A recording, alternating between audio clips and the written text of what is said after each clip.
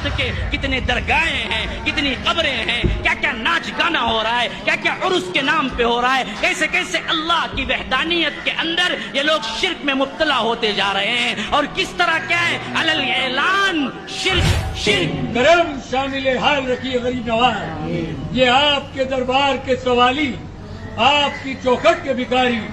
آپ کی بارگاہ میں اپنی جھولیاں پھیلا کے کھڑے ہیں۔ ممبروں سے کہا جا رہا ہے یہاں کا ایک نقش بندی ہے، میں نے اس کی زبان سے سنا یہ ویڈیو، جب سے سناؤں دل ملا رہا ہوں۔ رضی اللہ تعالیٰ عنہ پردہ فرمائے، انتقال ہوا غوث پاک سرکار کا، آپ کو قبر شریف میں مزار اقدس میں لٹا دیا گیا، قبر شریف بند ہو گئی، فرشتے آئے آ کر کہنے لگے من ربو کا، غوث پاک سے سوال کرے من ربو کا، غوث پاک سرکار نے کہا کیا تم کو آداب نہیں معلوم کہ بات کرنے سے پہلے سلام کیا کرو؟ میرے غوث کی حکومت تو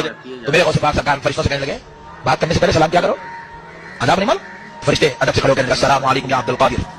کہ اللہ کی قسم اتنی بے باکی، اتنی بے خوفی کہ کہہ رہا ہے ویڈیو کے اندر کہ عبد القادر جیلانی کو دفنایا گیا، وہاں منکر نکیر آئے، سوال کیا اس توحید اور شرک کے ساتھ اختلاس کے ساتھ جی لینا کوئی جینا ہے؟